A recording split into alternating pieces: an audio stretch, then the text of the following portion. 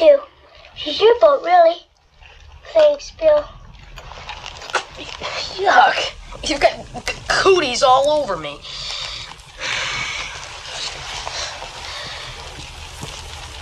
Georgie, don't stay out too long or Mom will have a bird.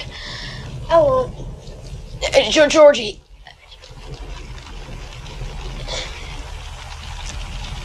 Be careful. Sure I will.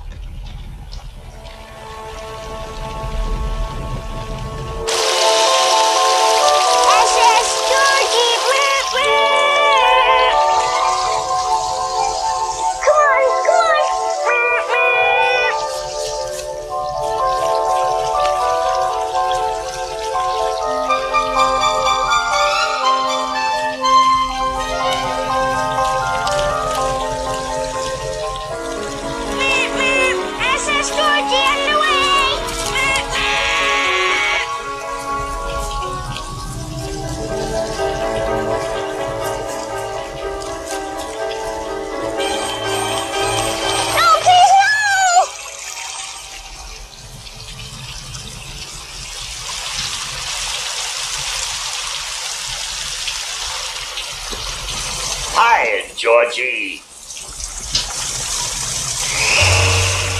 Aren't you going to say hello? Oh, come on, bucko. Don't you want a balloon? I'm not supposed to take stuff from strangers. My dad said so. Very wise of your dad, Georgie. Very wise indeed. I, Georgie, am Pennywise the Dancing Clown. You are Georgie. So now we know each other. Correct? I guess so. I gotta go. Go? Without this? It's my boat! Exactly. Go on, kiddo. Take it. Oh.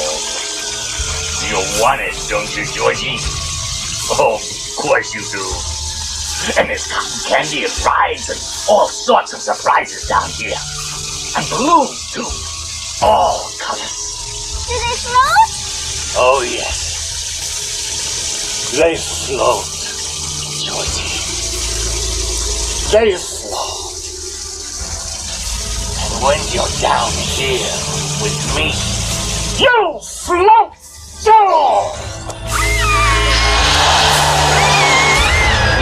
Fear no evil, for thou art with me. Thy rod and thy staff, they comfort me. Thou preparest a table before me in the presence of mine enemies. Thou anointest my head with oil. My cup runneth over. Surely goodness and mercy shall follow me all the days of my life, and I will dwell in the house of the Lord forever.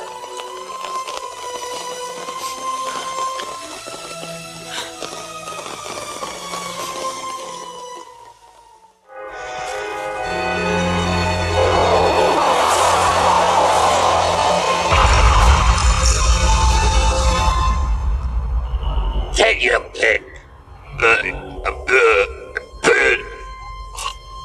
boy. So, except for the one on the end. That's already taken. Sorry. I remember you. And I remember we beat you. I'm not afraid of you.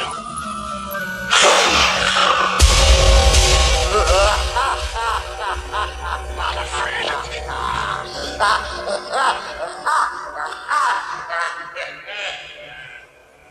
That's what happened back in Georgie's room.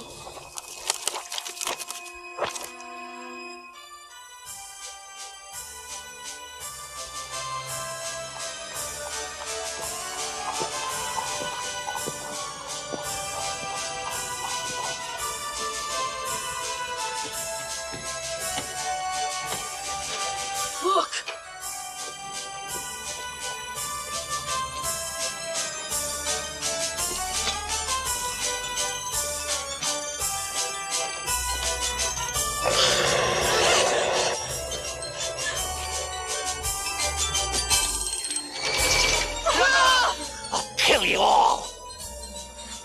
I'll drive you crazy and I'll kill you all. I'll drive you crazy and I'll kill you all. I'm every nightmare you ever had. I am your worst dream come true. I'm everything you ever were. I'm every nightmare you ever had. I am your worst dream come true. I'm everything you ever were afraid of.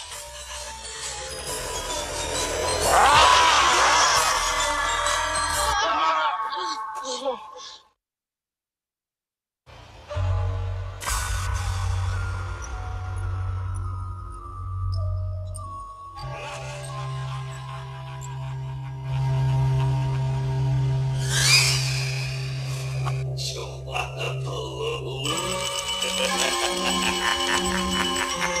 What's the matter? One balloon, not enough. What's the matter? What's the matter? What's the matter? What's the matter? One balloon, not enough. Fire! So maybe it's some kind of evil being that can read our minds and...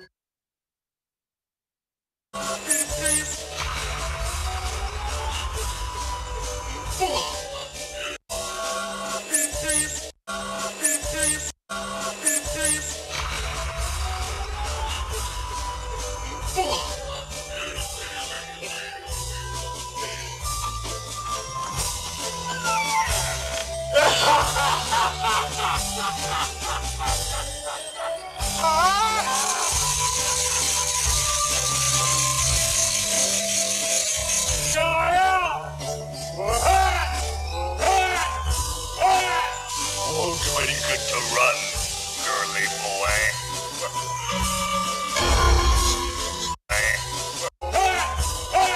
Oh, mighty good to run, girly boy. See you in your dreams.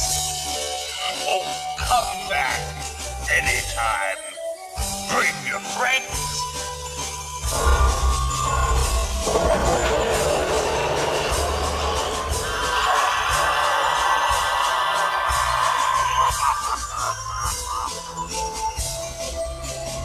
When you're down here with me, you won't go!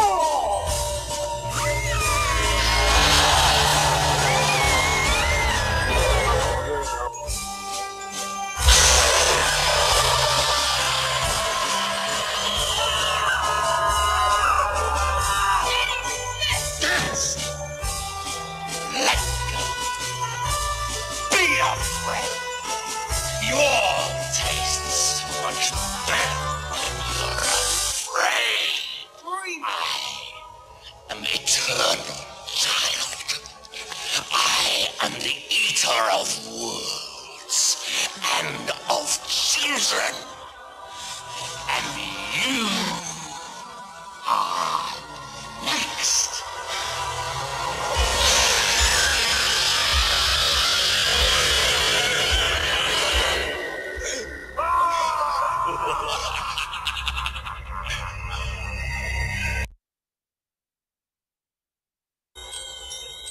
Beep, beep, Richie. Come back anytime. Beep, beep, Richie. Come back anytime.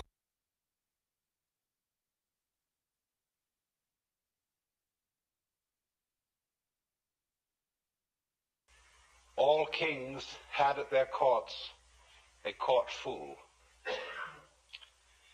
And sometimes it probably was true that the fool was a crazy person who had a peculiar capacity for making inappropriate remarks. And there's something about inappropriate remarks that can be very funny. I remember as a child we used to play a game in which we had first of all a booklet with a story in it, but every now and then a word was left blank. And then you were given a pile of cards that were shuffled around the players, and in turn, as the story was read by one person, the players turned up whatever card they had and said the word. And the most extraordinary things happened. And in this way, of course, the person who could make inappropriate remarks at the right moment can sometimes bring the house down. But actually, as time went on, the function of the fool became more sophisticated than that. And he became a person whose function was not simply to make jokes and to be a funny man, but to remind the monarch of his humanity, so that he would never, never get too stuffy. You remember perhaps the lines in Richard II, where the king says, within the hollow crown that rounds the mortal temples of a king, keeps death his watch. And there the antic sits, the antic being the court fool. And there the antic sits, scoffing at his state and grinning at his pomp, allowing him a little time to monarchize, be feared and kill with looks. And then at the last comes death, and with a little pin bores through his castle wall, and farewell, king. See, that was in a way the function of the fool. He was reminding you of your finitude, of your mortality, and death at the end, in somewhat the same way as monks used to keep on the desks in their cells a grinning skull. And all this is, of course, nowadays thought very morbid, because today we repress death very, very strongly. And the whole function and role of the mortician in our culture is to pretend in some way that death doesn't happen. He's a husher-upper. He sweeps you under the carpet at considerable expense.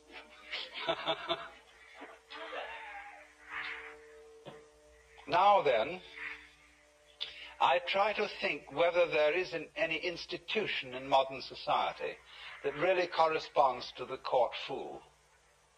And there isn't.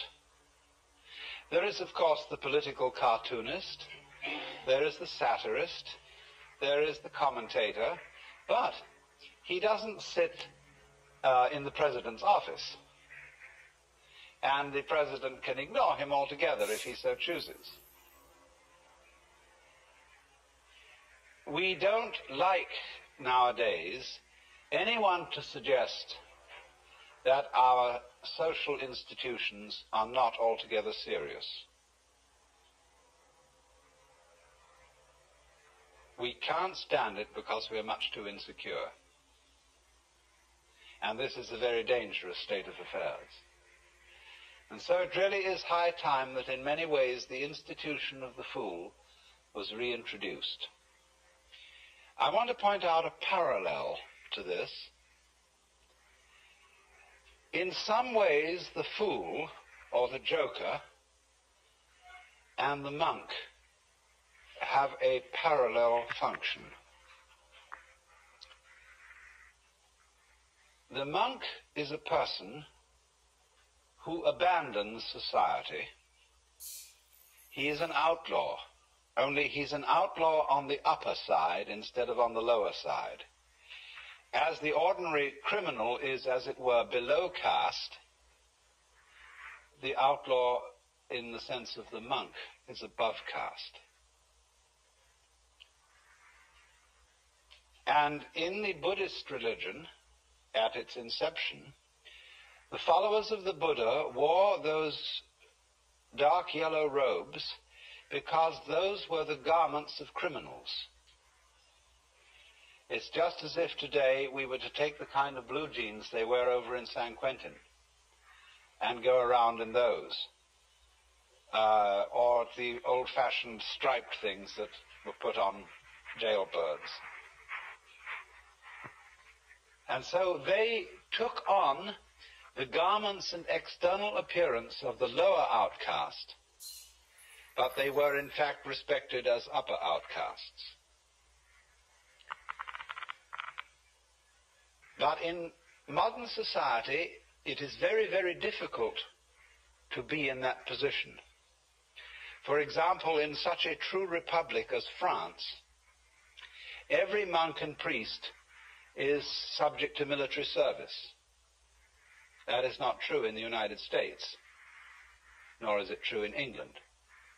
They are not quite so republican as the French. But in this kind of modern society, more and more, you must belong. As Thoreau said, wherever you may go, men will seek you out and compel you to belong to their desperate company of oddfellows.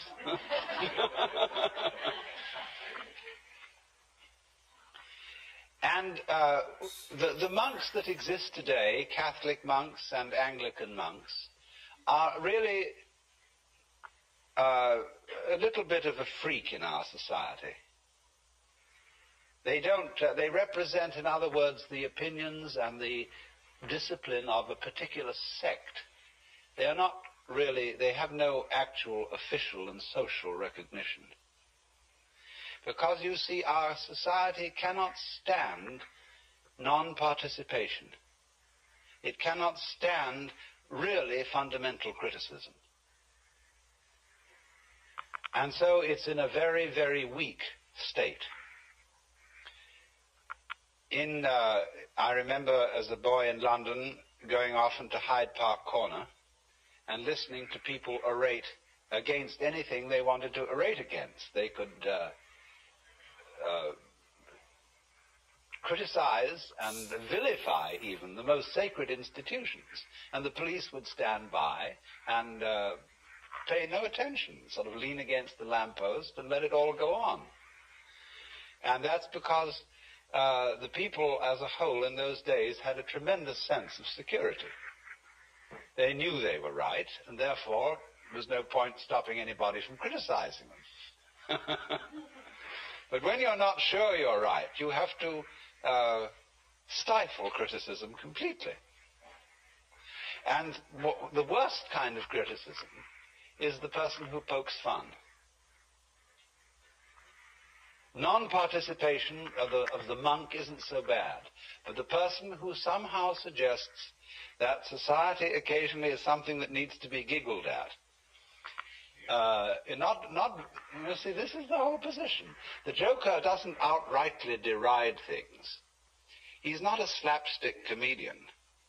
He gives people the giggles about things that they thought were terribly sacred. And that is extremely demoralizing.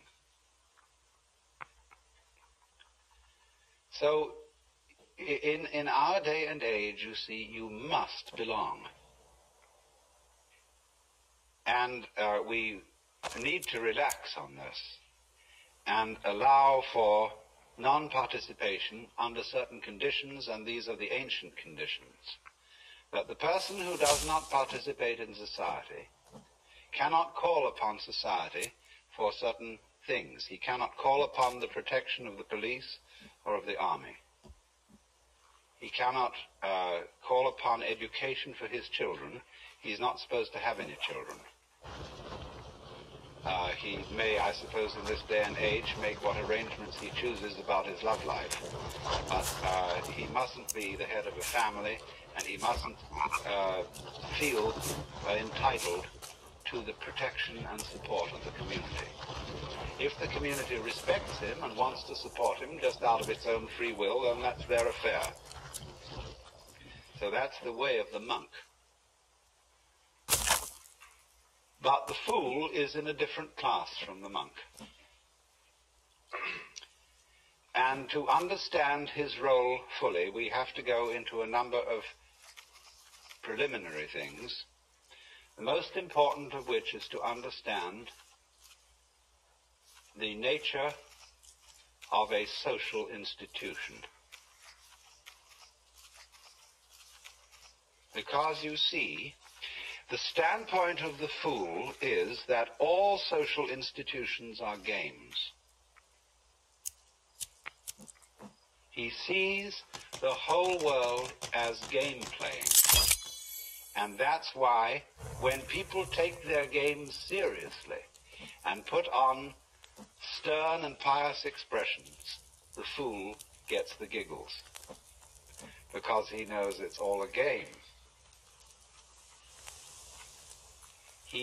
Now, when I say that he sees everything as a game, this does not mean mere game.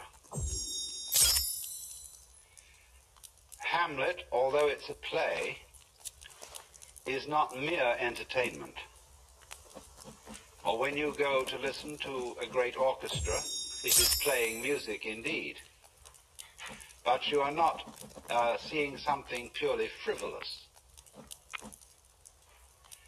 The idea of game basically is this, that the nature of the world is musical. That is to say,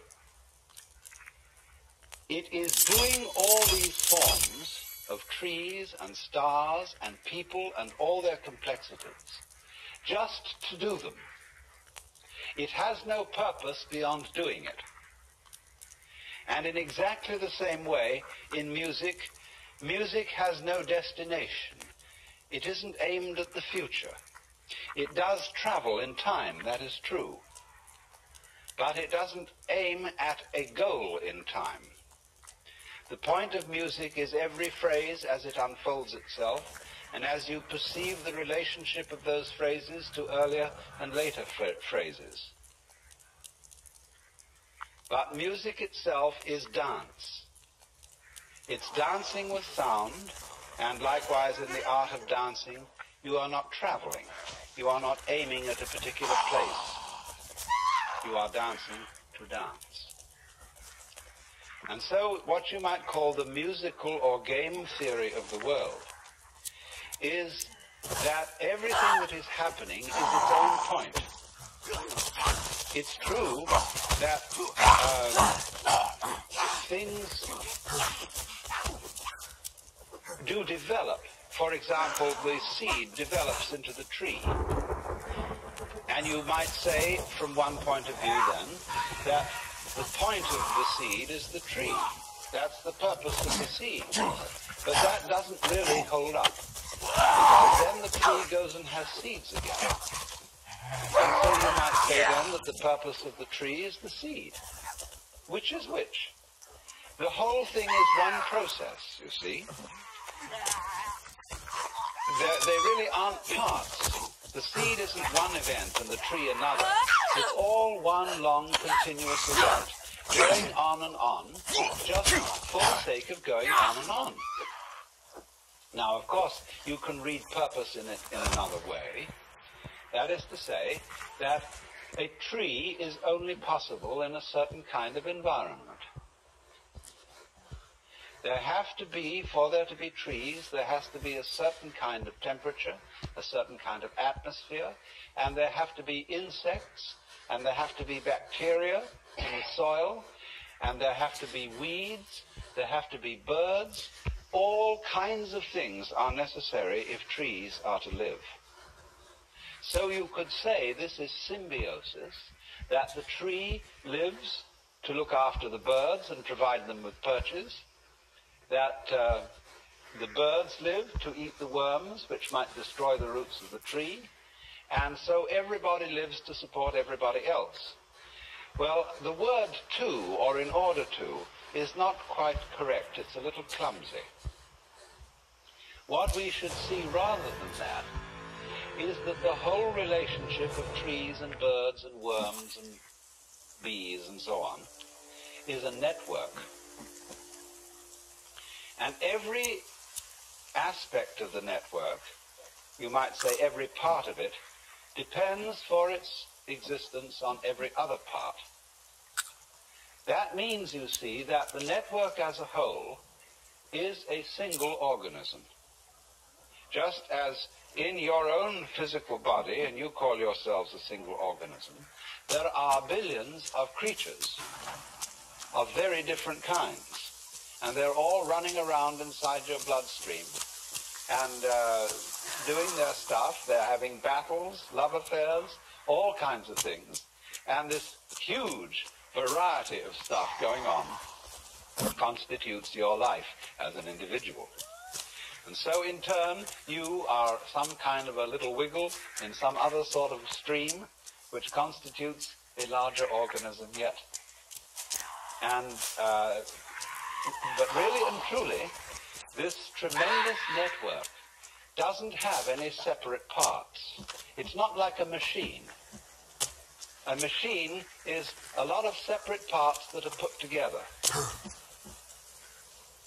Whereas this is different. The parts of this machine, of this network, don't come into it from outside. I mean, when you drive your car up to the shop and you want a new carburetor or something, they pull the old one out and they take another one off the shelf and jam it in. So it comes off the shelf into the car. But in this network of life that we live in, things don't come in from outside. Everything that comes into it comes from inside, which is a giveaway. And the whole thing is really a process. And it's all a game, because in the sense that it has no other object than doing what it's doing. That's the fun of it. But it plays, you see, parts. It varies itself. And in playing always involves a certain element of make-believe, that is to say illusion, and the word illusion is from the Latin ludere, to play. It involves the illusion of the parts being separate. And so then, there are these variety of games: the tree game, the beetle game, the butterfly game, the bird game, the cat game, the people game, the human game. And if you will look on all these things as differentiated in the same way as chess and backgammon and football and hockey and polo, or as rumba, waltz, twist, minuet, or again as concerto, partita, fugue, sonata, you will begin to see that it's a perfectly reasonable attitude to look at the world as a game system. Now, you see, we're looking at the fundamental games of what we call physical and biological entities or events. But over and above those, we have the social institutions, the subdivisions of the human game. Now then, the social institution is of many kinds. It's not simply things like marriage and the family, the various forms of government, the institutions of the government, like the public health department. It's not just things like hospitals and banks and business corporations. It's not even money only, that's a social institution. So are all our weights and measures, our systems of timing, our clocks. And you see, what makes these things social institutions is that they are, in another sense, conventions, things that we agree upon. From the Latin convenire, to come together. We come together in agreement about where the equator is and where longitude 0 is. And by agreeing about these things, we can order our lives, order our communal intercourse.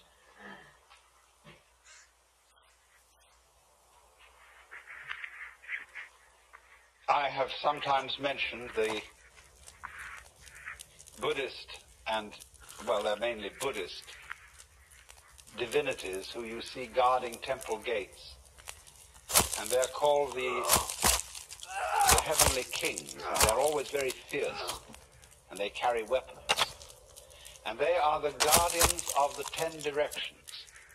In Buddhist philosophy, there are 10 directions, the 8 points of the compass, and up and down. And it's terribly important to keep the 10 directions clear, because if I am not clear about it, I could never meet you at the corner of 5th Avenue and 42nd Street. So I wouldn't meet you at all. I could never have a date without knowing the 10 directions. And so these Dharma kings are the cosmic traffic cops. And they're keeping everything straight so that everybody can know where they are. So these are the guardians of the social institutions. The agreements we have to make about money and language and law, and also about certain values.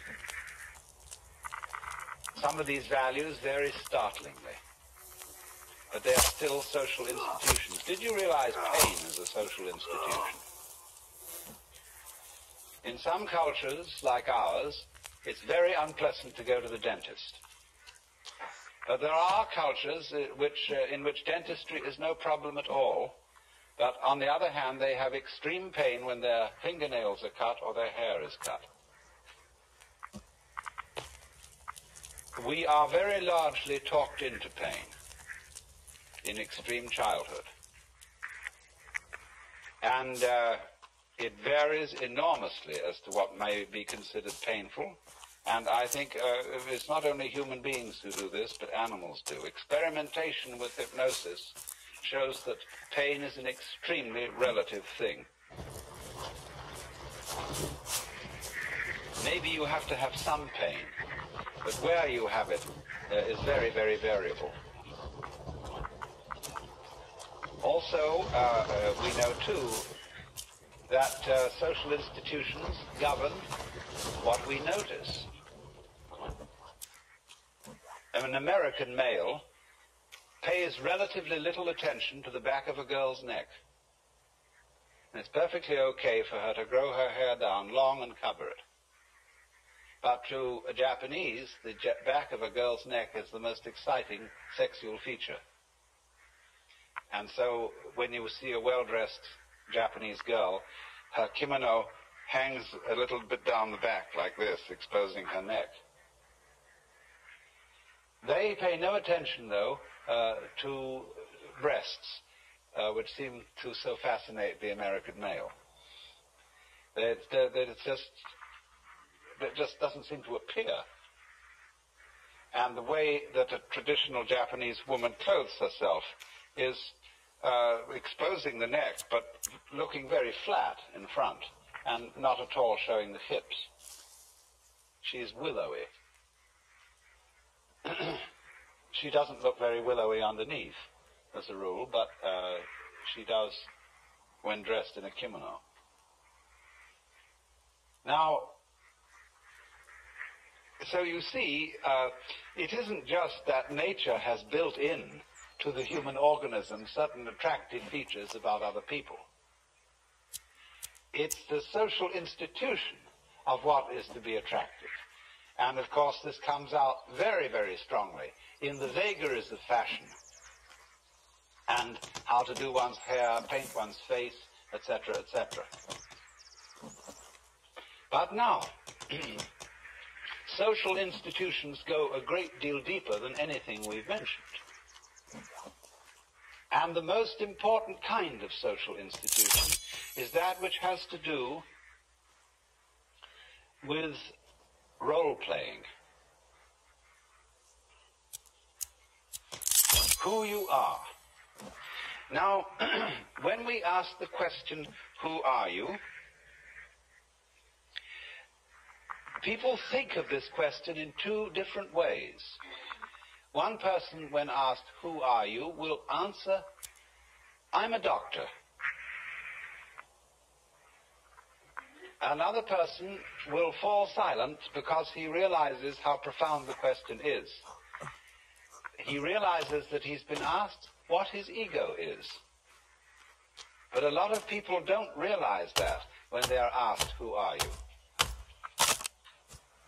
I have noticed just a little bit of difficulty in my investigations of discussing identity with people, that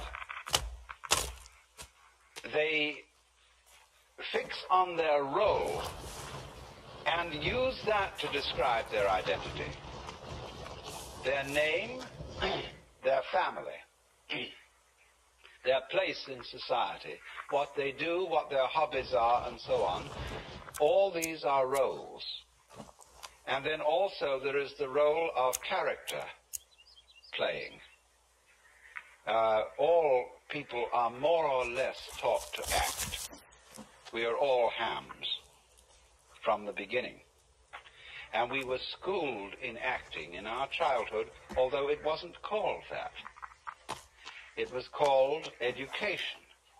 It was called upbringing, but a great deal of it is schooling in acting. And you very soon learn as a child from your peers and from your parents what acts are appropriate and what are not. It is the concern of all parents that their child learns a role in life and has an identity by which the child can be recognized. It would be extraordinarily disconcerting, wouldn't it, if a child had one personality one day and another the next. But children can do that. Don't you remember as a child that you were many different personalities, depending on your environment, that you were one person at home with your parents, you were quite a different person out alone with other children. Then when you went to visit your uncle and aunt, you were somebody else altogether, and so on. And finally, the whole trend of education is to shake all this down and make you more or less constant in every sort of social environment that you enter, so that everybody knows who you are. Otherwise, it's disconcerting, you see. So we are made to believe that we have a real self. That is to say, somebody who we really are and whom we have to find. To find yourself, to settle down, to grow up, you see, means to fit into a role. And there are a lot of people, you see, who are troubled in our society and who seem to be misfits and are terribly unhappy because they just can't find the role that they're supposed to fit. They don't know who they are. There is an inner pandemonium and conflict. But it's obvious, isn't it, that the role you play is a social institution. Because you can't be an object to your own consciousness, at least not in the ordinary way. You are a subject from your own point of view, and you can only become an object to the extent that you adopt the attitudes that other people take towards you. Other people, from the beginning of life, are mirrors. And by the way they respond to you, you begin to learn what they think of you and therefore who you are. We all tell each other who we are. And so the role we play, the identity that we have in that sense, is a social institution. But going further, there is the ego itself. There is the feeling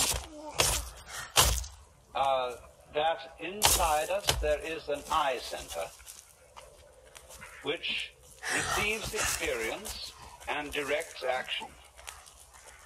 And this is the inmost myself. And we have all, of course, been taught in this day and age that if this is not our soul, it is a function of our body. It is a chemical sort of efflorescence of the brain, the feeling of I. Now,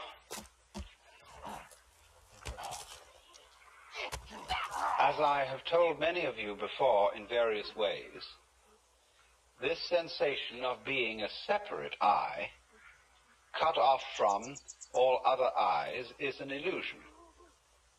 It's a pure hallucination, because that is not the way we are functioning physically. We are functioning physically not as separate entities, but as beings that live in such a close relationship with everything else that there really is no way of dividing us from it. And so you see the mystic in all times and places discovers the illusory nature of this ego and realizes with a glorious shock that the true I myself, the thing that one really is fundamentally, is the entire game, the works. Some people call it God, or Brahman, or the Tao, or whatever you want. The name doesn't make the slightest difference. Anyway, that fundamentally what you are is the witch than which there is no witcher. And so relax, don't worry. Because you don't, you see, this doesn't ordinarily come into consciousness in just the same way that the structure of your brain doesn't ordinarily come into consciousness. It's very much there. But you don't see it directly, and you have no memory of it. So in the same way, you have no memory of being the witch in which there is no witcher. But there's no need to have a memory of that, because the thing doesn't need a memory. Memories are only necessary for creatures that have to defend themselves.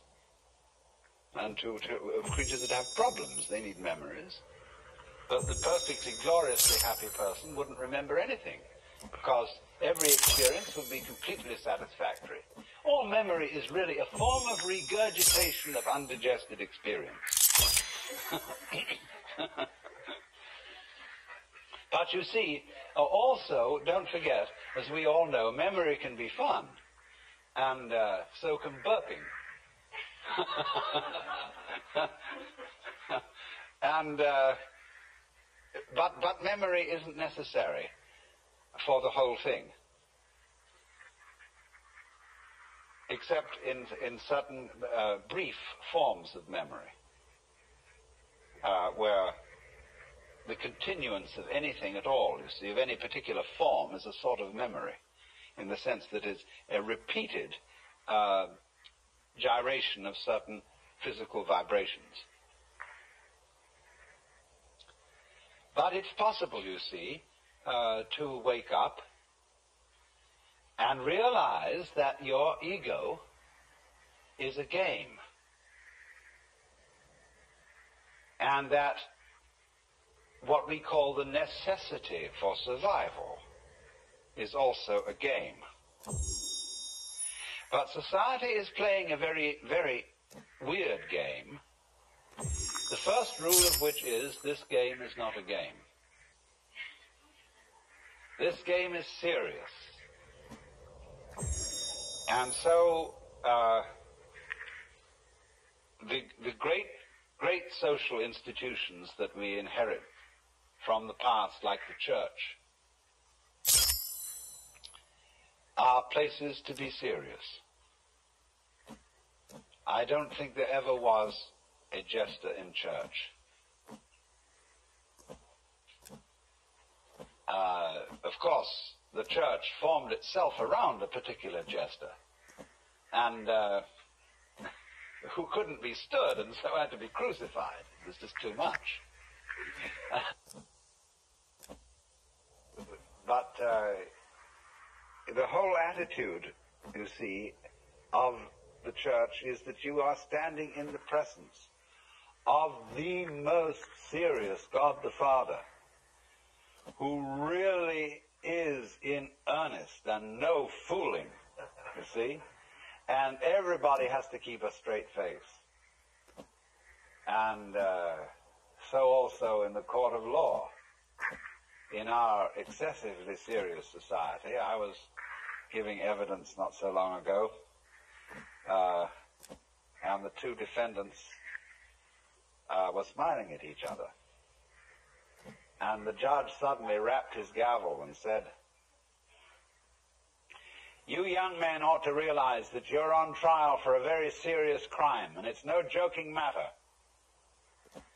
And I want to see proper behavior and conduct in this court."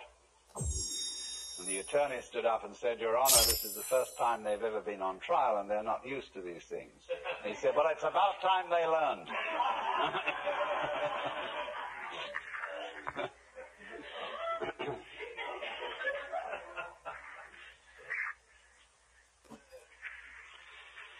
So you see,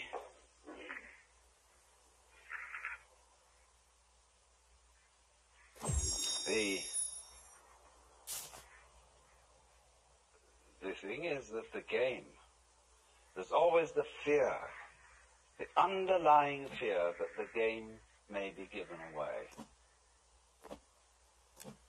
Now that fear isn't altogether unreasonable.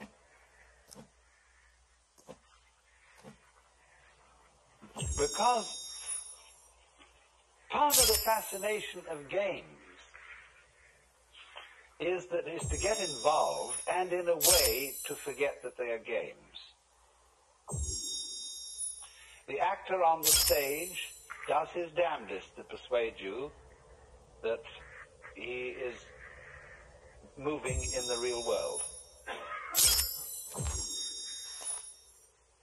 And children love to get completely absorbed in their games and get the actual thrill of adventure in playing at war and so on. And you see, one reason why people don't really want to know the future, why a really expert fortune teller gives most people a little bit of trepidation, is that if you know what the future is going to be, it is less worthwhile going ahead towards it. If you know the outcome, why bother? See, this is one of the ways we are trying to stop war. The Rand Corporation is trying to make computer systems that at any immediate future date can predict the outcome of a war, so that it won't be necessary to fight it. So if we did fight, this would happen. So the person who gets the winner claims a diplomatic advantage, and we go on.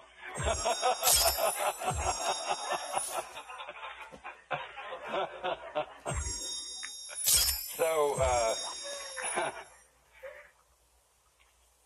this is the reason, you see, why we don't want to know that the game is only a game.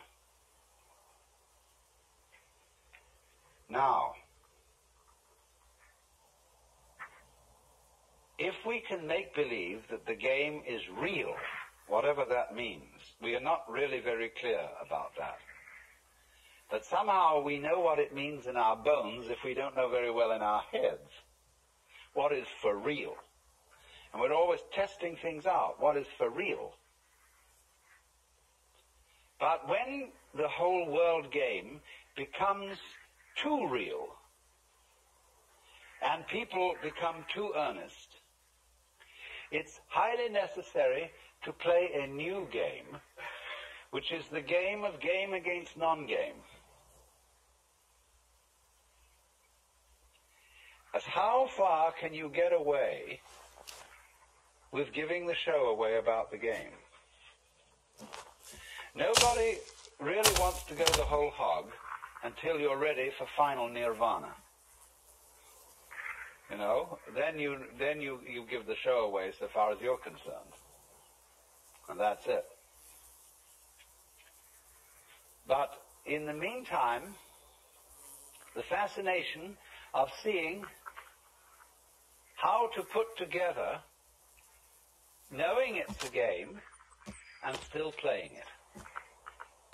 And doing this is what in Mahayana Buddhism is called being a bodhisattva. A bodhisattva is a person who doesn't give his show away completely. He doesn't simply release his consciousness from playing the human game. He is released and yet still in it. He knows the human game is a game, but he goes on playing it with considerable gusto. And his gusto derives in a great deal from the fact of knowing it's a game.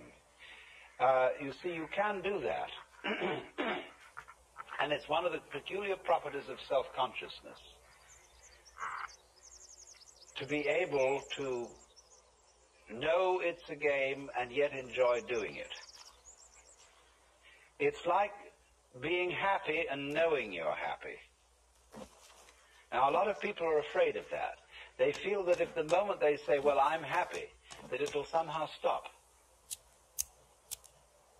That it'll be like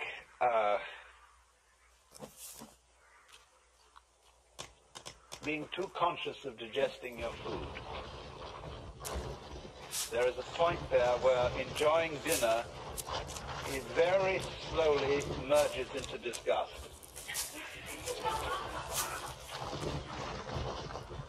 But it needn't be like that. The real gourmet never gets into that bind. And so in the same way, the doing something, being happy and knowing that you're happy, has about it a certain quality of what I would call resonance. For example, if I talk in a room which is completely soundproofed, it's terrible. I can't stand it. There's no resonance. No little tiny echo. I feel I'm talking into the proverbial wet blanket. But if there's a little resonance, if there's a feedback, you see, that makes the thing go vibrate a bit more than it ordinarily would. So one gets feedback from an audience.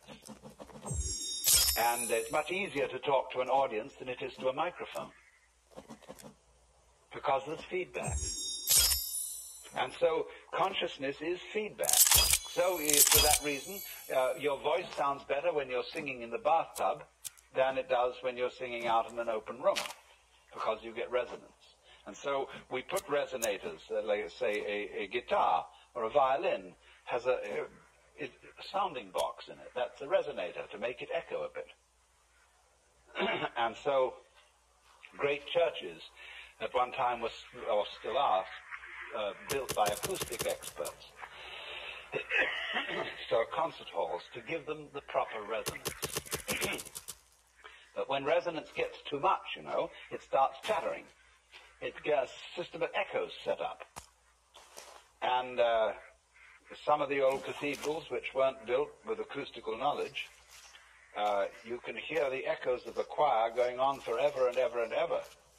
It sounds very marvelous from a certain point of view, but it's not from a musical point of view.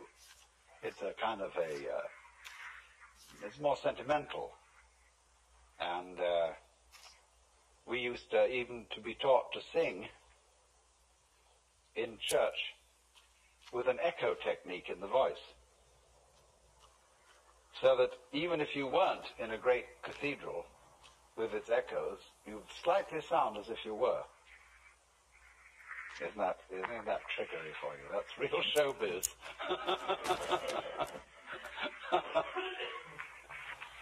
So, to play the game and to know it's a game can be quite fascinating. And not really giving the show away, but giving it away enough somehow. And that, you see, is the Joker's function. So, what he is doing then is he is in a point of view where where he sees all that is going on as a game.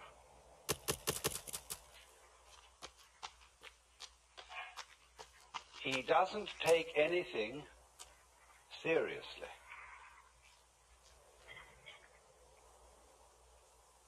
But don't forget that that doesn't mean that he is simply shallow and frivolous. Because, for example, if somebody were to say to me, "I love you," and I turned to them and said, "Are you serious?" she might say, "No, I'm sincere." Because love isn't necessarily serious. We use the word serious very frequently, where we should be using the word sincere. And the lack of proper delineation between these two words causes a great deal of confusion. Like the confusion about the word must. You must do this. Whether it is a commandment or whether it is a condition, it is so. And so in the same way, we need a clarification of must, and we need a clarification of serious. It can be divided into serious on the one hand, or sincere on the other.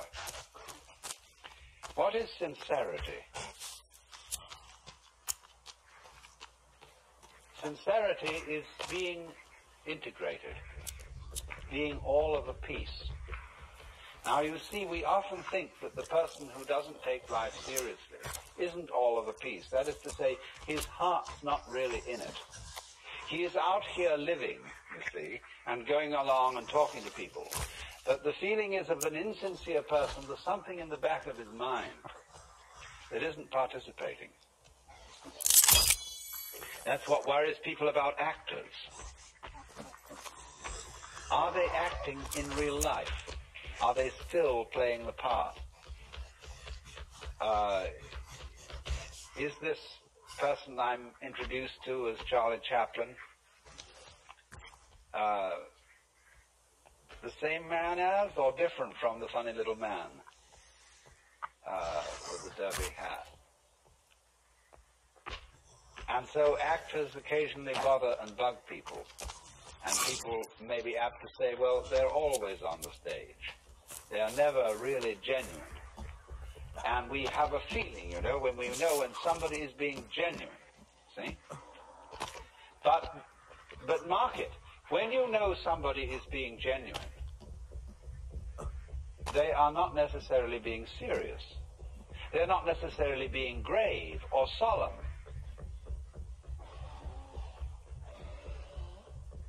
What I want to give the idea of is sincere laughter. And also sincere play.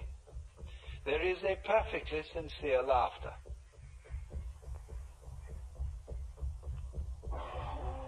And it may be, ideally, I mean, the sincere laughter expresses a spirit of irrepressible gaiety. And it is not, in other words, a defense mechanism. Laughter is often a defense mechanism. We laugh, what we call a nervous laugh, or laughing someone to scorn can very often be a forced laugh that isn't really funny at all. But the real laugh is, of course, the resolution of anxiety. The anxiety is serious. And anxiety is a state of palpitation, of the trembles. Anxiety comes upon us when we cannot decide which way to go, or which way things are going to go. And so we tremble between alternatives.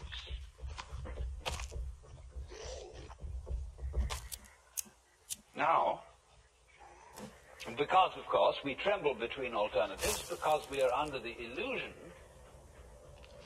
that it matters very much which of these two things happens. Now, once one has seen the nature of the game,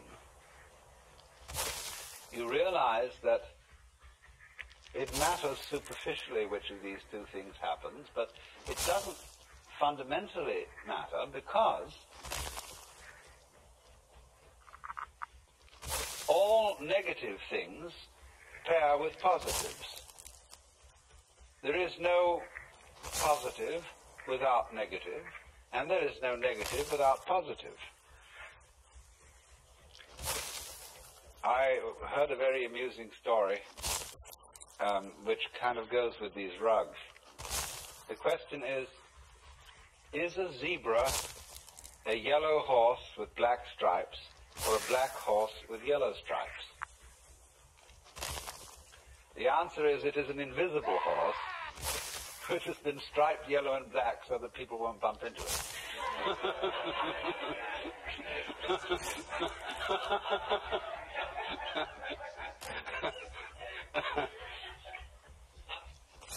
Now, in a similar way, reality is an invisible state of affairs, beyond all description and thought, but it has been striped black and white, so as to be seen. And this is life and death, up and down, sound and silence, the whole vibratory character of being. And the game, the fundamental game that the universe is playing, is to forget that this is so. You see, what you might say, in theological language, the invisibility of God is his self-forgetfulness. And the visibility of the world is the game being played.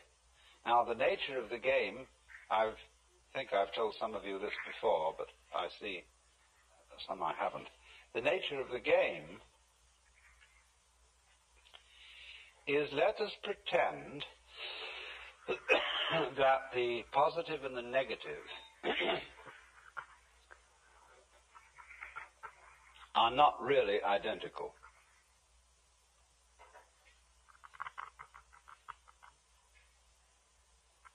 You see, they are explicitly different, but implicitly the same, because they always go around together.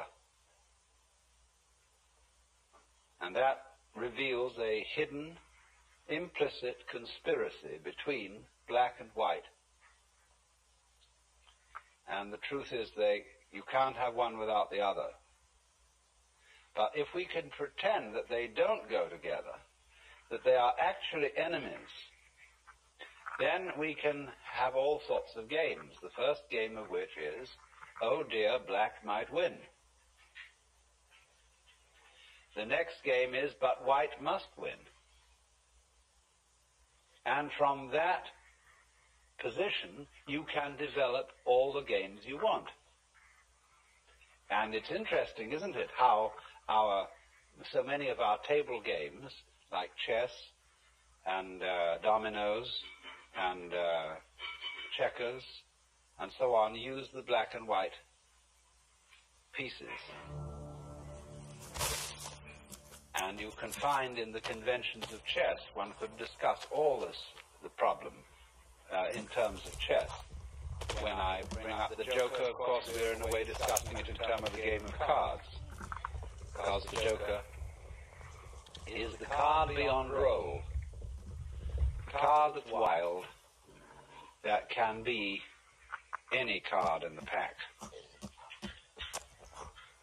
In other words, it's delivered from being a particular someone and can be in anyone. And it pops up here, and it pops up there, and it pops up here. You never know, where is the Joker? Who is the Joker? See?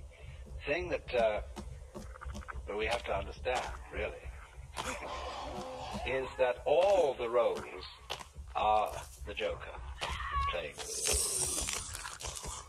And the Joker is looking at you out of all pairs of eyes. There he is. Only he's pretending very often that he's not the Joker at all. Oh no. Well, let's have a minute.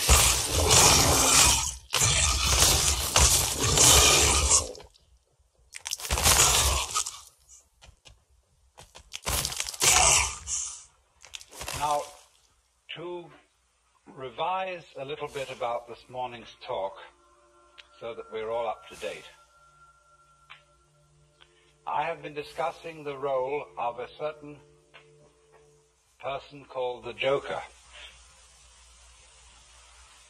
The Joker being the one who has insight into the fact that all our social institutions are games.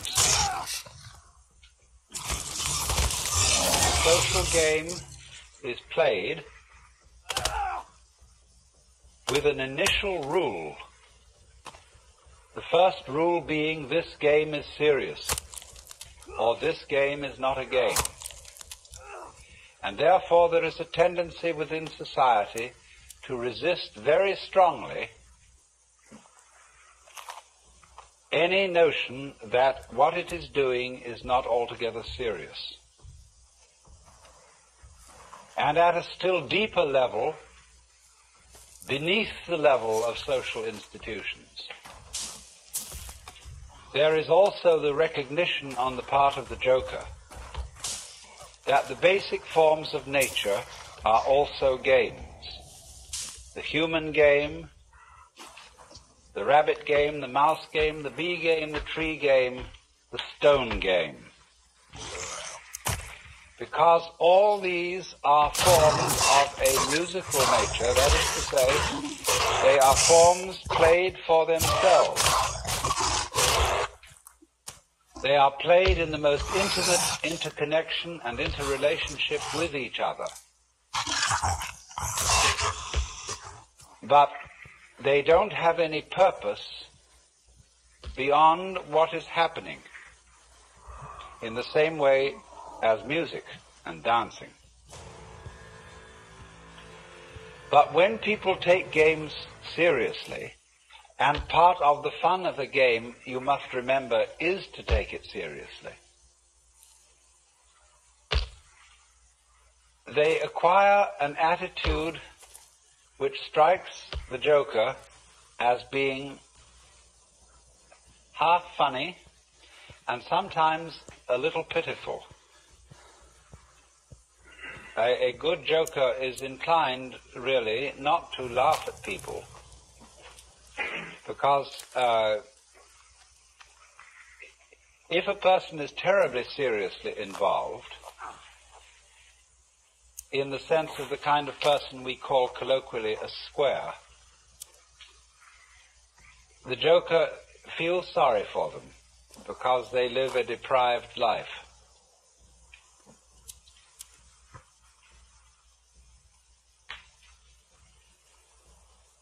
But the point is that he is the one who is a wild man, which is to say, he has no fixed role. He can play, as the Joker can in the deck of cards, any role. And in a way, in that sense, all of us are roles of the Joker. Because the real Joker, of whom any human Joker is a manifestation, the real Joker is Brahman,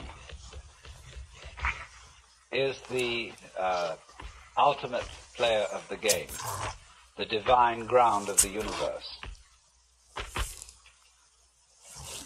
So then,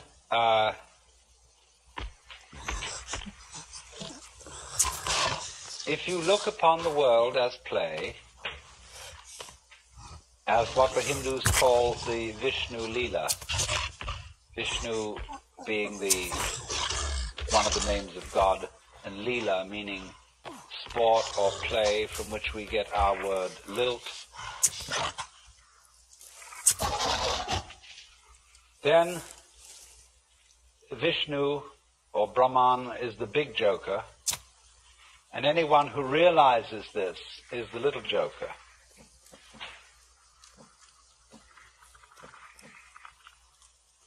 And the art of the joker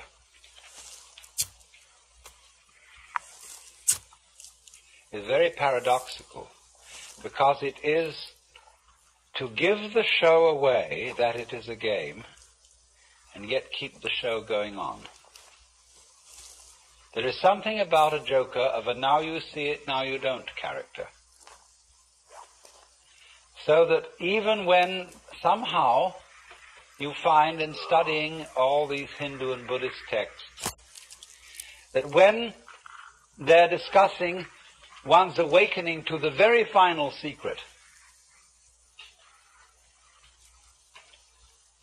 somehow there is the feeling of, well, what did we get?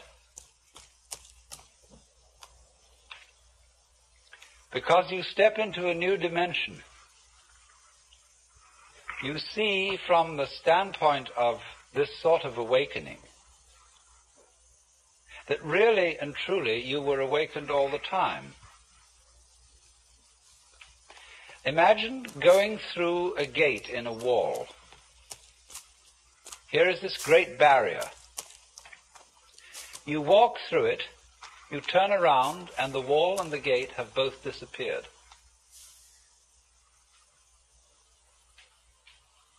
And you see you were always there. One of the most extraordinary things that happens in entering into a sort of mystical state of consciousness, one of the most delightful things about it is the discovery that you don't have to stay in ecstasy. That ordinary consciousness is all right too. But that is part of the whole total fitness of things. You see that everybody is, as it were, right in the place where he stands. Imagine a pearl necklace, how it's arranged. Down in the center they put the big pearls, and then they trail off slowly until there are very tiny pearls at the back. And so it doesn't matter whether you're a big pearl or a little pearl. You all constitute the harmony of the whole. So they say in Zen Buddhism, a long thing is the long body of Buddha. A short thing is the short body of Buddha. Or in the spring scenery, there is nothing superior, nothing inferior. Flowering branches grow naturally, some short, some long. So from that standpoint, you see, everybody is seen to be a perfect manifestation of the Godhead, or of the void, or whatever you want to call it. Everybody.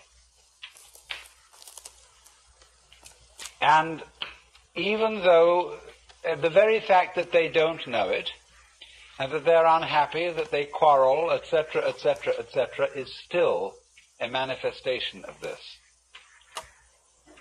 The whole thing is seen like this. Just as I was discussing the balances of a garden in which the birds eating the worms and the snails eating the lettuce, all these processes of conflict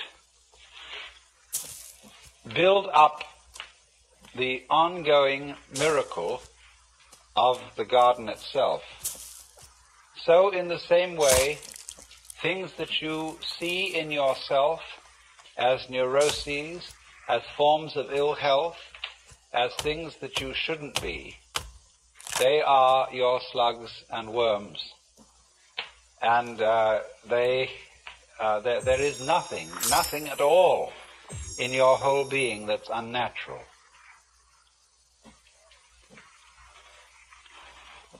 All of it is an integral part of the game. And if you weren't as awful as you are, you might be creating very serious trouble.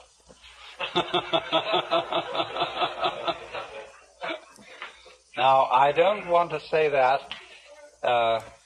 so that you can say in turn, well, let me be more awful still. You know, St. Paul got all tangled up in this. He, having explained that without sin there could be no grace, he said, shall we then sin that grace may abound? And his Greek, you know, mithi genito, heaven forbid. But this is, of course, a problem that simply has to be faced, that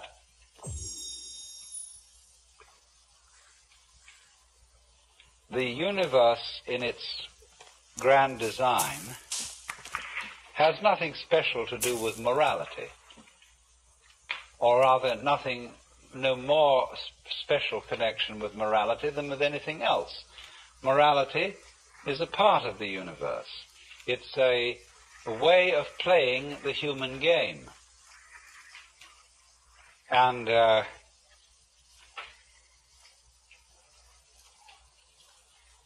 but the thing itself is really beyond good and evil. Now, as I see it, that's the way it is, and whether one likes it or not, it's always still up to you how you want to behave.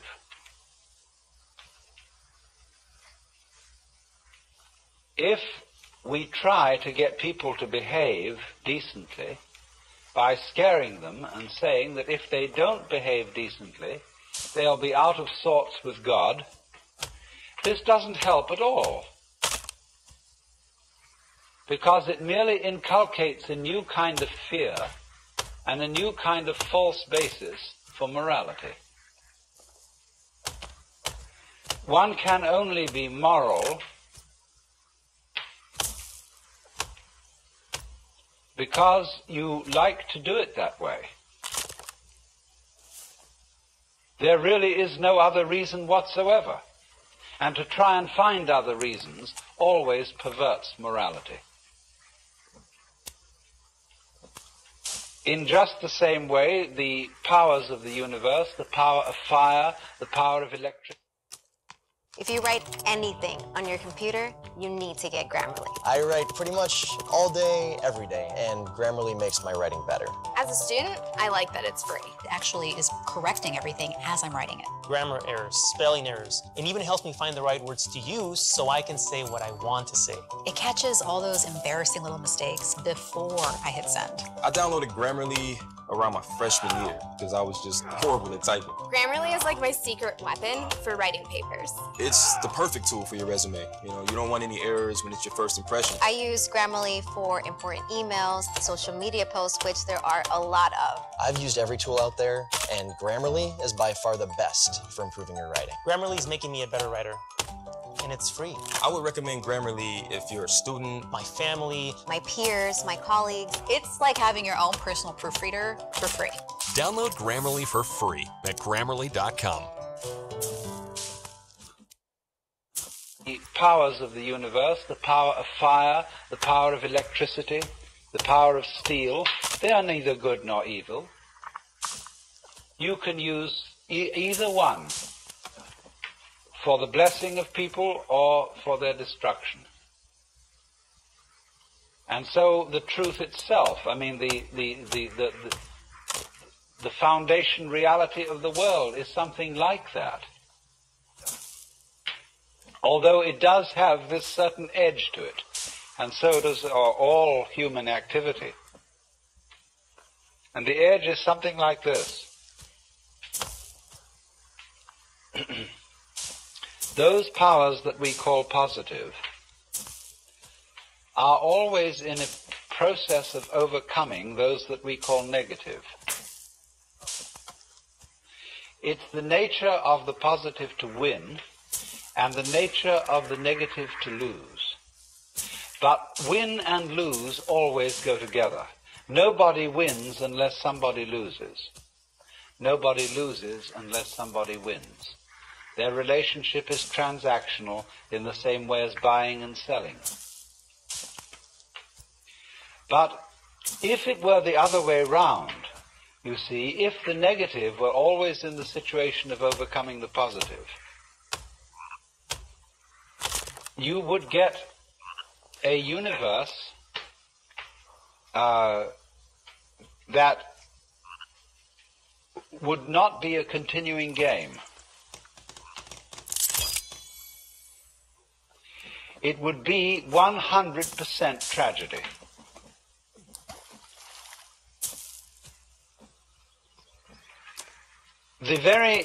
You see, the positive and the negative together constitute existence. We have to use existence as a neutral word that doesn't have as an opposite non-existence.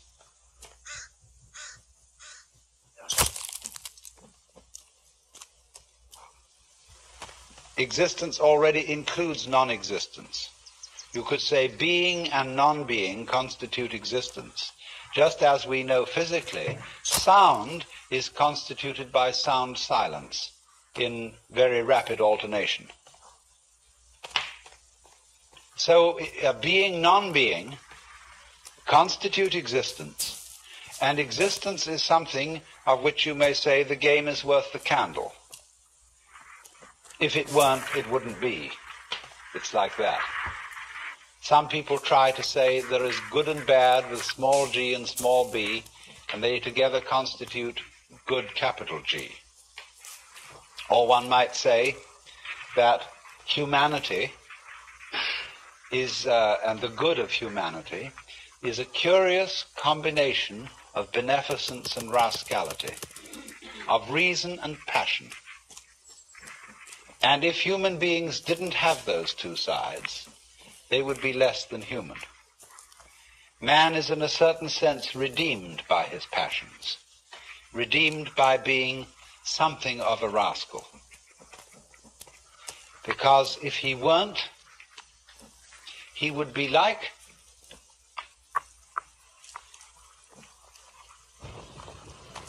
a stew with no salt in it. The salt somehow is something that in a large quantity is horrible, but in a certain small quantity delightful. And so everybody has to be salted with a certain amount of unrespectability. Otherwise, they're impossible and intolerable. The only thing is, as a fervent cook, don't overdo it. It is in that respect, you know, that it's said of great gurus in India. They have a very funny thing they say. People, Westerners, go over and they meet this man who's supposed to be extremely holy. And they're all agog, you know. And then after spending a few days with him, they begin to wonder. They find he smokes cigarette. They find that he occasionally loses his temper. And they begin to think, well, is this man so holy after all? I mean, he surely should not be dependent on these little habits and luxuries and so on. And then they find he has a girlfriend. And then they leave because they're so scandalized. Well, then the Hindus say, now you shouldn't get so upset about this, because if this man didn't have a few little vices, he would cease to manifest. He would simply disappear. And he has to have these things to keep him grounded, to keep him in the world. Or if suddenly, you know, he gets terribly angry with a certain student and seems to lose his temper, they say, oh, no. That's a tactical anger. That he did on purpose to wake you up to something. It was for your own development and for your own good. He didn't really feel angry at all.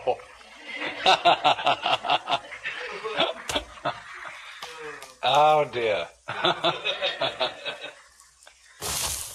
But do you see the point? There is something in the fact that if he didn't have these little attachments, he wouldn't be manifesting.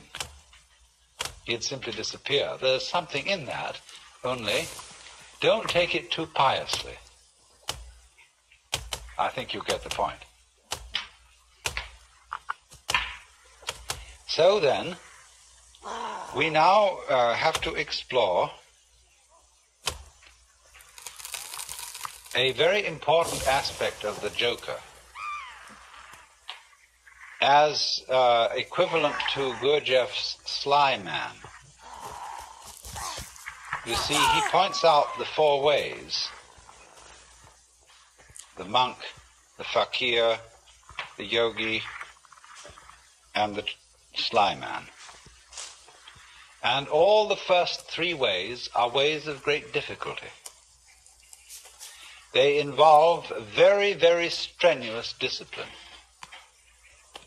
And of course, as we get it through the books about Gurdjieff, the way of the Sly Man involves a discipline too. But I think there's more to be said about the way of the Sly Man than appears in any of those writings, because this is very closely connected with the whole approach of Taoism, the Chinese philosophy of Wu Wei, or non-aggression, and with what is called in Buddhism the middle way.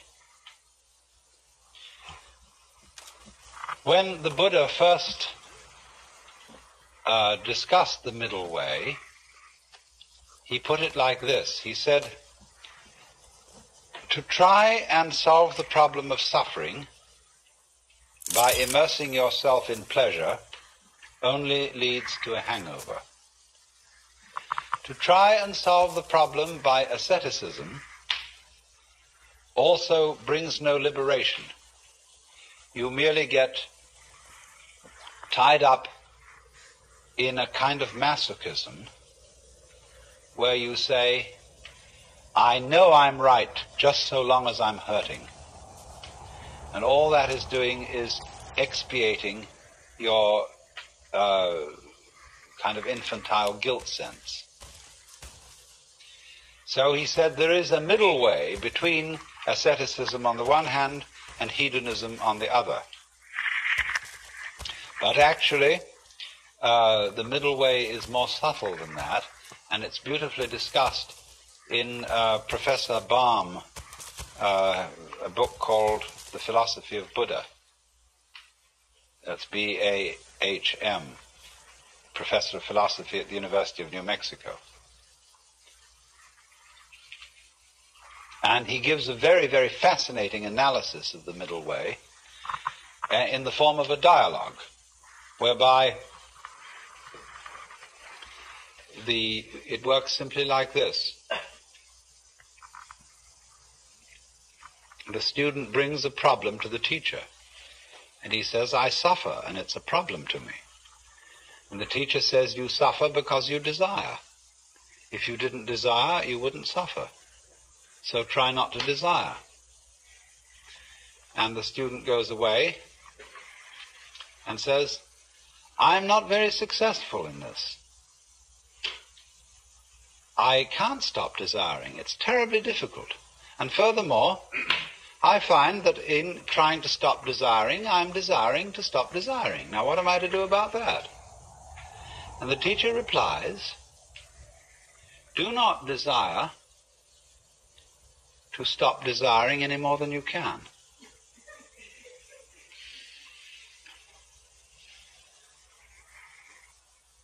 And so the student goes away and practices that.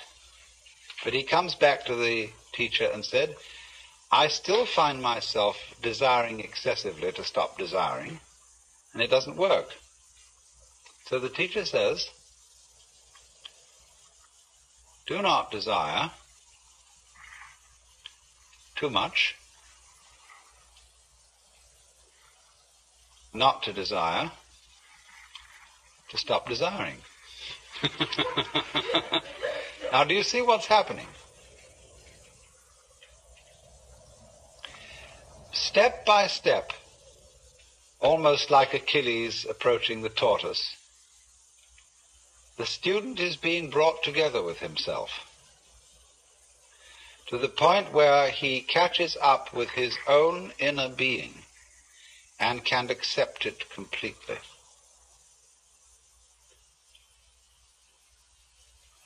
And that is, you see, the most difficult thing to do, to accept oneself completely. Because the moment you can do that, you have, in effect, done psychologically what is the equivalent of saying in philosophical or theological terms, you, as you are now, are the Buddha, just as I was explaining a few minutes ago. That's unbelievable, because we are always trying to get away from ourselves as we are now in one fashion or another. And it's only we will only stop doing that through a series of experiments in which we try resolutely to get away from ourselves as we are. So that is the middle way. But ordinarily, in these other ways, the way of the yogi, the fakir, and the monk, the individual makes a big thing out of the work of liberation, and especially likes the kind of teacher who will put him through the most severe paces.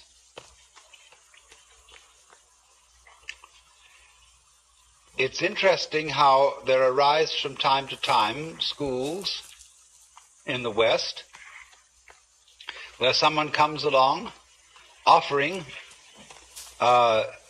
people say, look, it's all very well to go to discussion groups and talk about these things, but that's not the real thing. What you need is really to get down and do some work. And often these teachers are very rude and very stern, but people love it.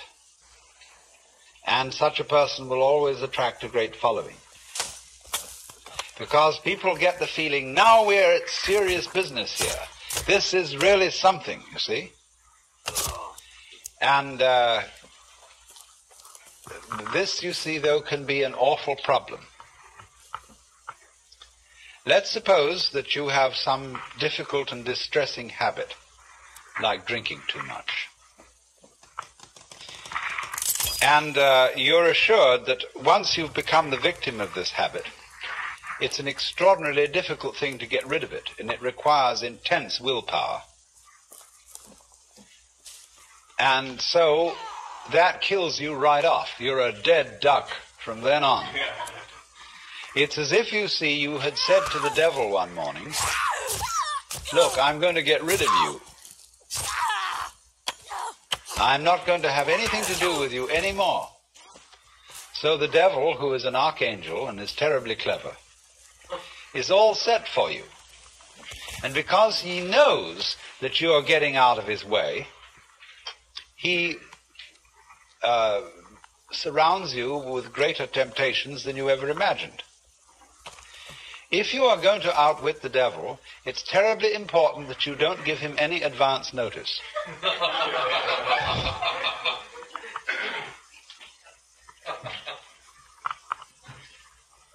And this is where the work of the sly man comes in. Put it in other terms, in Hindu or Buddhist terms, in the popular terms of popular Hinduism and Buddhism, liberation is getting out of the toils of karma.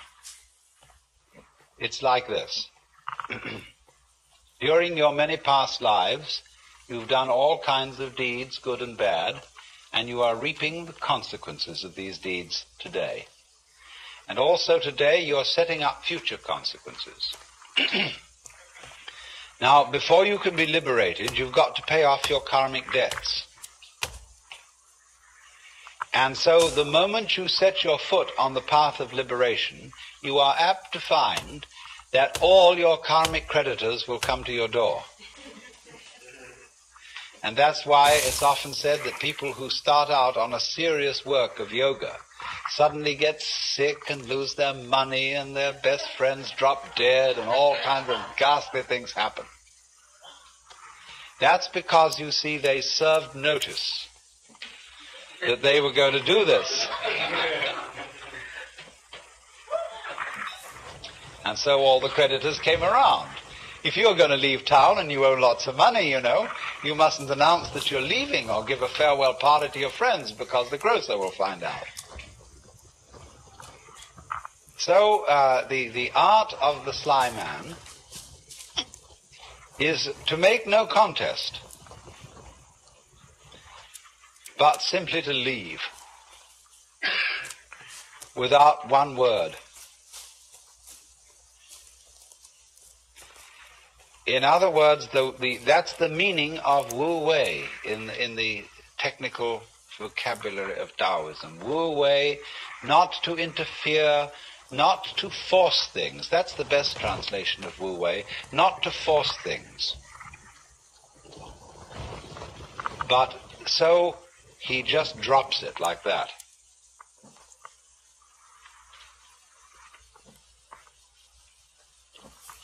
Up. You're in this respect, you see, you're your own worst enemy.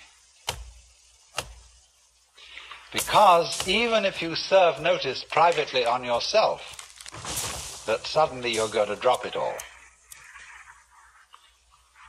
already the devil knows. Because who do you think the devil is?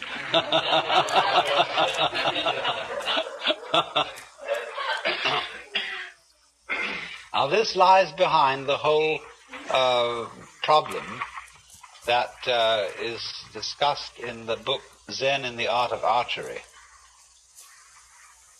The necessity of letting go of the bowstring without first deciding to do so.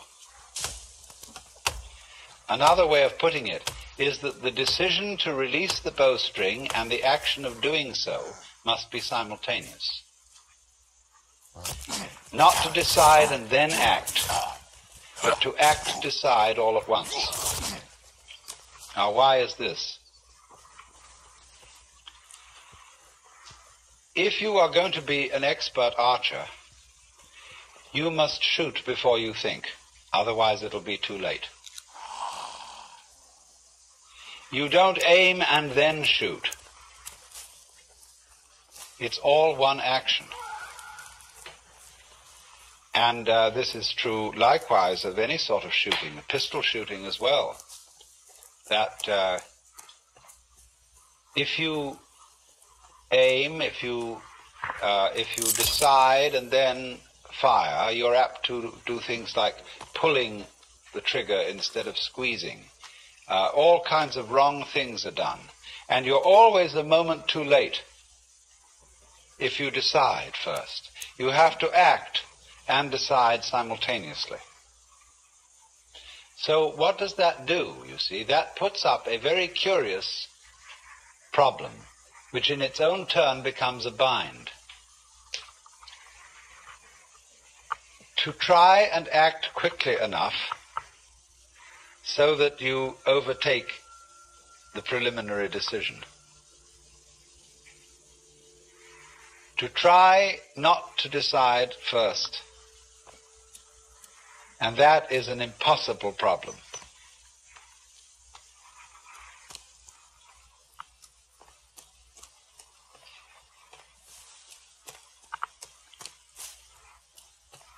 I wonder if you ever read von Kleist's story about the fighting bear. This is included in Nancy Wilson Ross's book, the world of Zen as a kind of Western Zen. It's a story about a man who has a fight with a circus bear. And the bear reads his mind and always forestalls any attack that he makes on it. There's absolutely nothing he can do to get past the bear. And so, in the same way, you might imagine a guru who is a mind reader, and he always knows if you decide before you act, and if you do, you see, the devil will catch you. Instead, you see, of deciding that you won't be an alcoholic anymore, the only thing to do is not to drink, without any previous decision on this matter. But how can anyone do that, you see? That's the question. How can I decide not to decide? How can I announce that I won't make any announcement without making an announcement?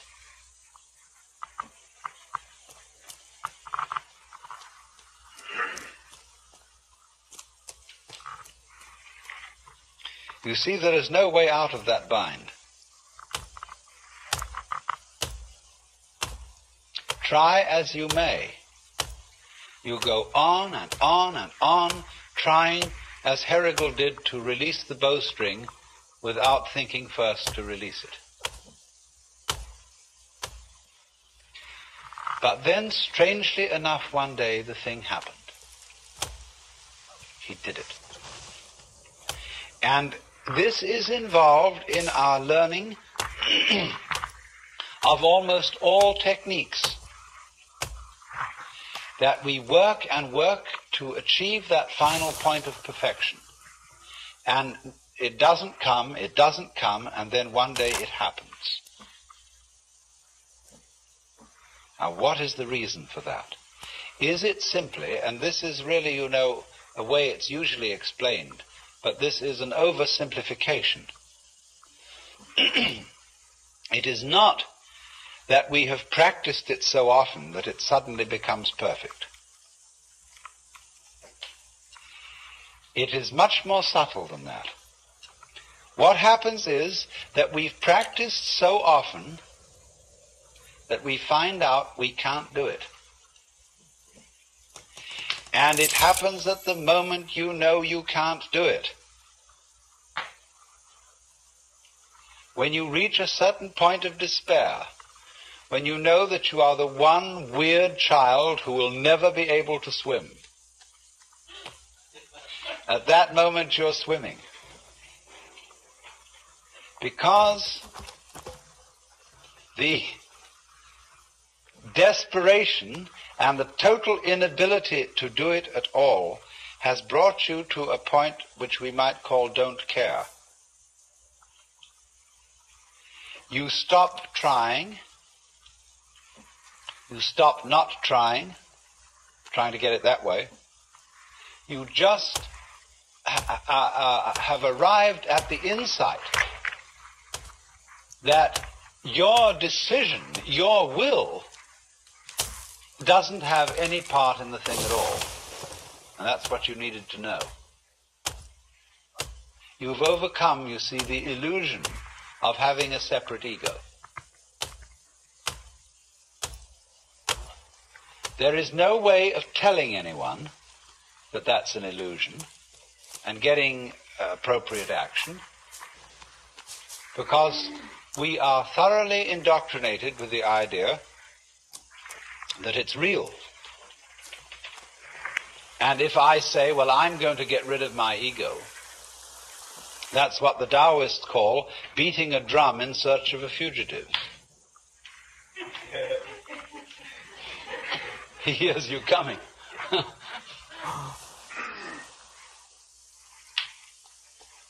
So the ego that is to say, the illusion of having a separate will and a separate eye center that can be an effective agent, that cannot be overcome by a decision which seems to be centered in the ego. You might as well put out fire with fire. It can come only when an attempt to act from the ego center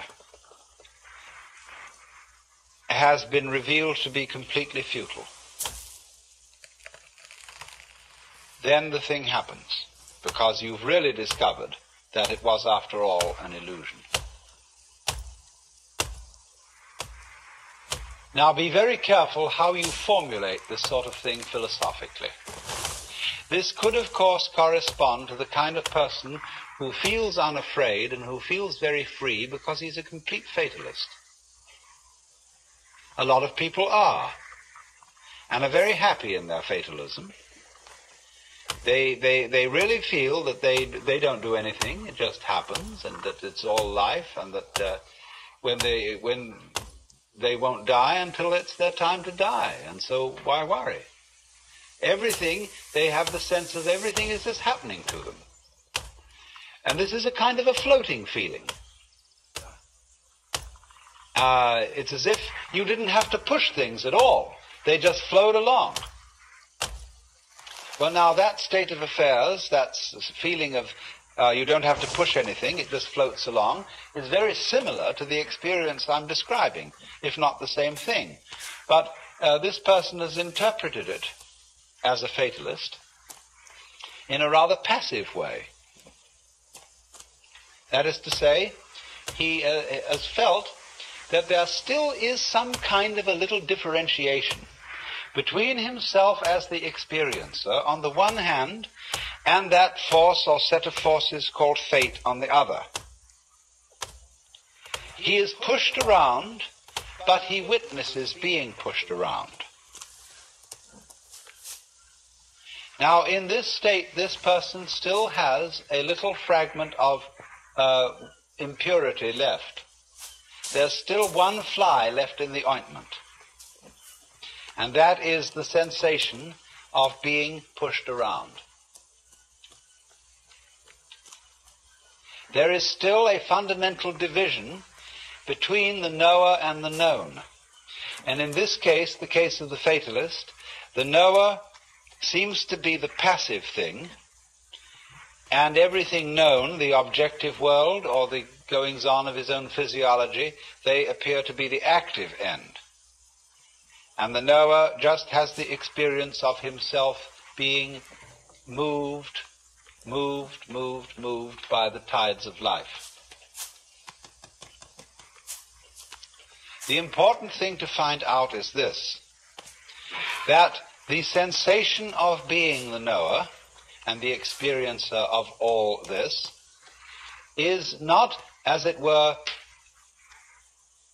aside from everything else that's going on, but part of it. Just as you, although you experience your own existence subjectively, you are nevertheless part of the external world. You are in my external world just as I am in your external world. So in this way, the final barrier between the knower and the known is broken down. There is nobody, as it were, being carried along by fate. There is just the process. And all that you are is part of the process. Then there is a curious flip.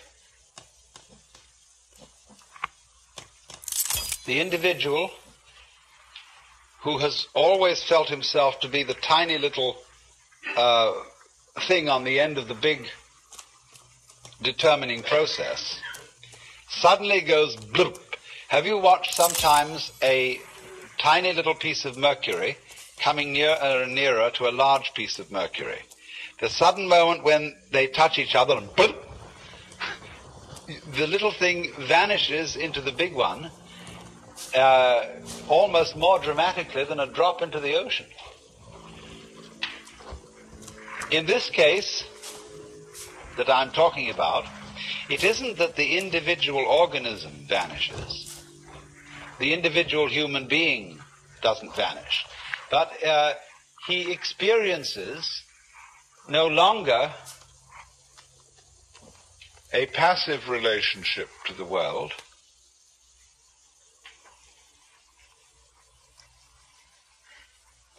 he simply sees that all that he is and all that he ever was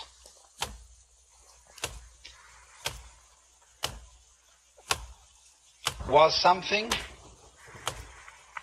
that the entire process was doing.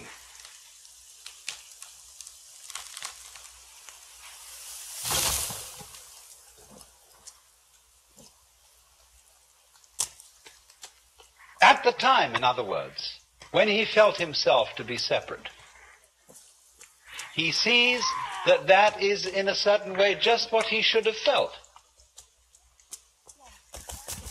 Because that was what the process was doing in him, in exactly the same way that it was giving him brown or blue eyes or blonde or brunette hair.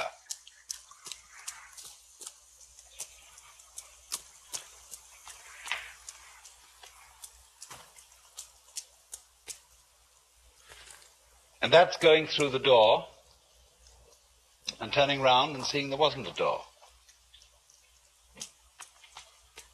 Of finding that you aren't fated, that you're not trapped because there's nobody in the trap. And it takes something trapped to make a trap.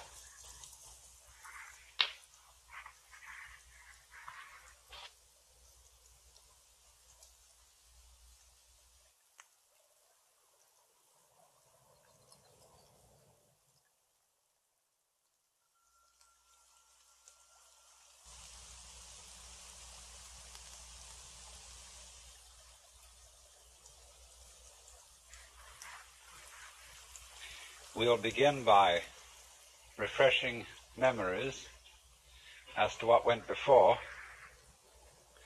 In discussing the theme of the Joker, I have been talking about a point of view, the Joker's point of view, from which not only our social institutions, but also all the formations of the natural world are seen as games. Be careful of the word game. It doesn't mean as trivialities, because when we say it's just a game, this often means it is just trivial. There can be important games, as when we play the piano or musical instruments. We are not necessarily doing something frivolous, but we are playing. And there is something in the nature of all play that is not serious, but at the same time may be sincere. And I tried to give you the picture of the multiplicity of natural forms on the one hand, and of human social institutions, and all the things that we do and consider important and busy ourselves with as human beings. I tried to give you the point of view from which these can be seen as games, as things being done, as it were, simply for themselves, and not for some ulterior motive. And therefore, these games are in a way best played when they are played as games.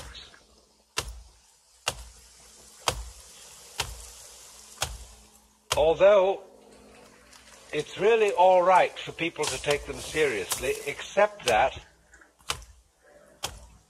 they are a little bit deprived. They're missing something. And so when the Joker sees a person taking his life seriously and regarding himself as extremely important, there is something a little bit funny about it, and he is inclined to get the giggles. And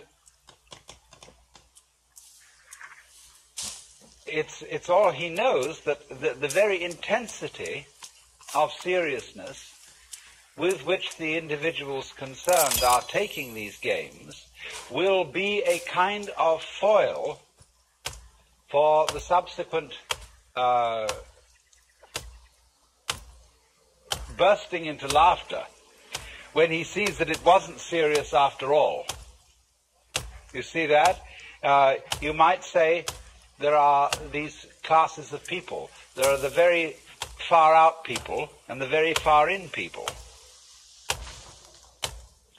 Now, ordinarily, we say someone's very far out when they are oddballs, when they are exceedingly unconventional.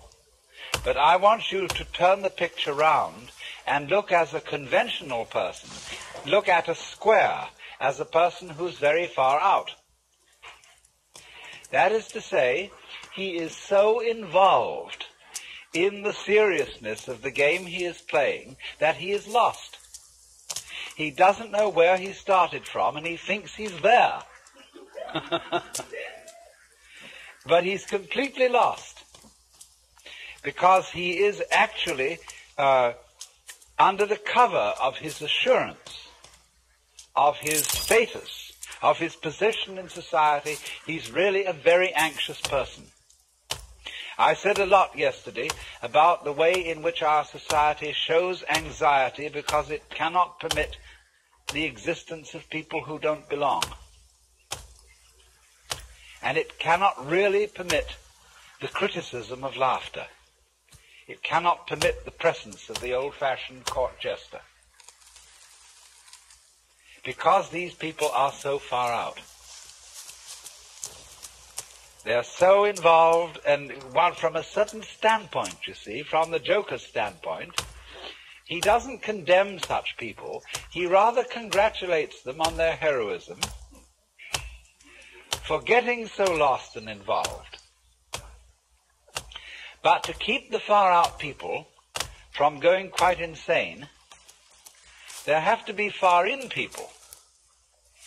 And the far-in people are those who keep contact with the original goings-on behind the scenes. They are like the prompter in the theatre, where there are the actors out on the stage, relying on their memories, etc., and they're supposed to get completely involved in the play. But there's a concealed prompter with the script in front of him. And he is the connection of the actor on the stage with the green room behind the stage. And you see in this dramatic analogy of the universe, the green room is the central point, the still point of the turning world. The green room is how God is when he's back home, not involved in all these games, and takes off the mask. See, on the Hindu theory that everybody is a mask of God. Like a wonderful line in one of Chesterton's poems. And now a great thing in the street seems any human nod, where move in strange democracy the million masks of God. The million masks of the Joker, because the Joker is the player, the trick player, who plays ultimately the great trick on himself. So really, there can be no resentment about this. Nobody to blame, nobody to turn around to in the end and say, you bastard, you did this to me. Because it's always you who are ultimately responsible. So, this prompter, you see, keeps the actor on the stage in touch with the green room. And so there are certain people in the world who might be a kind of a priesthood sometimes, although priesthoods are apt to become corrupt and square, but a kind of people in the know. There always has to be somebody around in the know, so that, as it were, the wheel of society and of existence, the wheel of the squirrel cage, the wheel of the rat race, can have an axle firmly planted. And at the center then there have to be the far-in people. So this is the domain of jokers. Now, having developed that side of the joker, the person who sees through the social institutions as games, I went on in the second session to discuss another aspect of the joker as the sly man, in comparison with the monk, the fakir, and the yogi, who undertake, all those three, undertake in certain different ways disciplines which have the intent of releasing them from their karma. The individual, in other words, challenges his involvement, his attachments, his limitations, his finitude, and endeavors to overcome it. But in each of these three cases, the individual involved stirs up an immense opposition, because he serves notice upon the devil, or shall we say upon his karmic creditors, that he is about to leave town. And so all the creditors come rushing to the door. All his past sins catch up with him. And the devil lays his temptations in the way all the more thoroughly. So that the sly man is the one who, when he is going to leave town, does so instantaneously without any prior announcement. And so in this way there is, shall we say, a cunning manner of becoming a Buddha. And that is to become one instantly, without any preparation or warning whatsoever. This is why Zen is called the sudden school, and why Satori is a sudden awakening. Because it has to be done without the slightest warning. Now, but then I pointed out that the moment you have any idea about doing this, you've already ceased to be sudden. That is to say, the moment you seek for some spiritual attainment, which is becoming a Buddha, becoming awakened, becoming released, getting in there, you've already served notice upon your creditors. So that somehow or other you find that you have to do it without intending to do it. And that is a double bind, which you impose upon yourself when you say, I must find a way of doing this spontaneously. That's the old basic double bind. You must be spontaneous. You are commanded, or you command yourself to do something which is acceptable only if it happens spontaneously. Then you think about that and say, well, what a fix that is. Here am I saying, I must be surprised, and I'm going to lay plans to surprise myself. So by going through this, you discover naturally that that can't be done. You can't surprise yourself on purpose. Yet that's what you have to do. So what about it? You come to a state of total paralysis. You're stuck.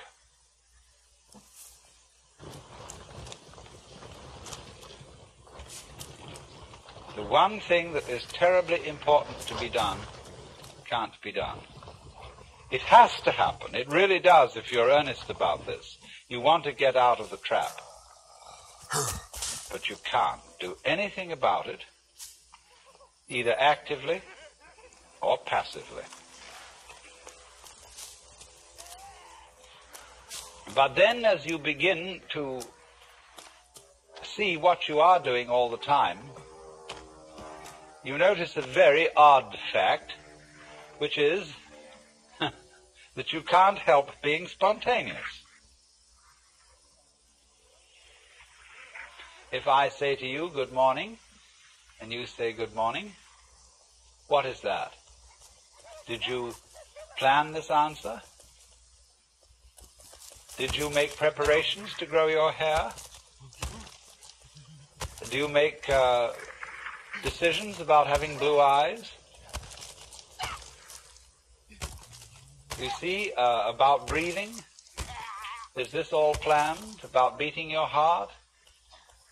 And what about your thinking? Even if it's very blocked thinking, even if you feel from a certain point of view that you're all mixed up, what is going on anyway? You see, you can't stop it. It's like trying to, we were discussing the Gurdjieff thing yesterday, the self-remembering exercise, the attempt to live completely in the present. Well, that's not only a Gurdjieff idea, that's a very ancient yoga and Buddhist discipline, to be completely here and now. But of course, as you pursue this, you discover you can't do it, because you couldn't even, know when to go shopping unless you made plans and started thinking about the future. You couldn't move. But then you discover, you see, that in the long run there's nothing to think about except the here and now. There really isn't anything else. Because even when you make plans for the future and you remember the past, you're doing it all in the present. Your memory is a present activity. There's no way of not being self-remembering and having presence of mind. So when you discover that, there's nothing left to you but to have a good laugh.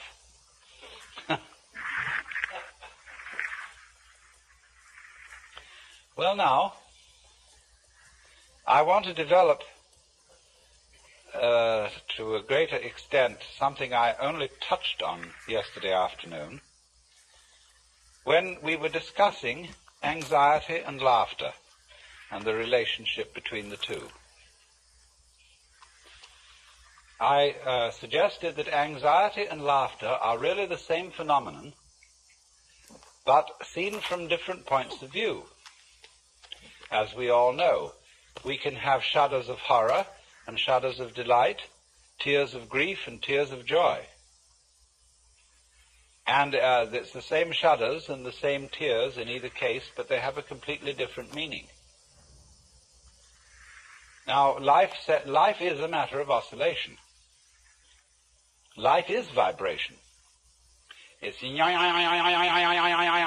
whole time and all the way through.